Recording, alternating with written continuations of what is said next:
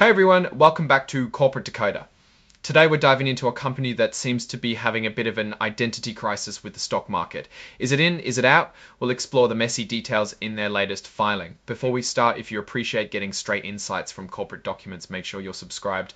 We also have a Discord community linked in the description below for even more discussion. This is an 8K filing from Graphjet Technology dated June 16, 2025. And 8K is basically a corporate oops, we need to tell you something important form filed with the Securities and Exchange Commission, also known as the SEC. They're required to notify investors of significant events. The main event here is a potential delisting from the Nasdaq Stock Exchange. Delisting is when a company's stock is removed from an exchange, making it harder for investors to buy and sell shares. It's like being kicked out of the club, a financial club that is.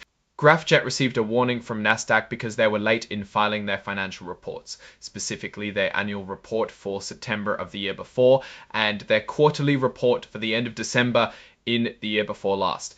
And again, their quarterly report for the period ended March 31, 2025.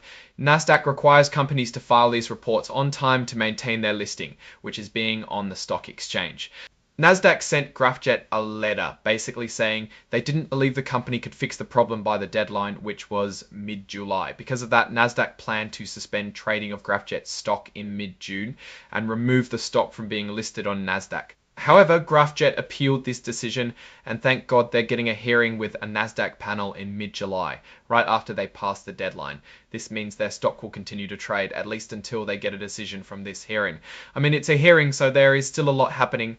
Of course, there's the usual disclaimer about forward-looking statements, which are basically guesses about the future. The company reminds everyone that these guesses might not be accurate and that many things could go wrong.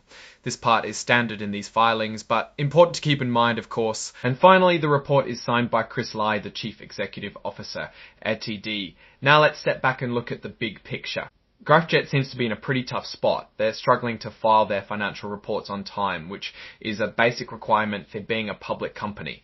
This has led to a delisting warning from Nasdaq, which could scare away investors and make it harder for the company to raise money in the future. The hearing in July will be crucial. If Graphjet can convince the panel that they have a solid plan to get back on track, they might avoid delisting, but there's no guarantee of that. Some of the strengths here are that they were granted a hearing, however some weaknesses include not filing the finance reports on time, and not just a few, it seems like a lot. A risk here is that they can get delisted.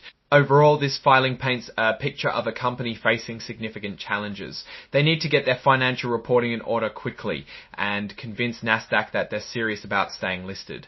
Otherwise, they could face a very uncertain future. Alright, that's our breakdown of Graphjet's latest filing.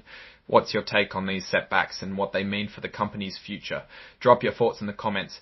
If this analysis was valuable, hitting that like button really helps, and subscribe for more deep dives. Also, don't forget to check out the Discord channel in the description for a more detailed discussion analysis. Thanks for watching and see you next time.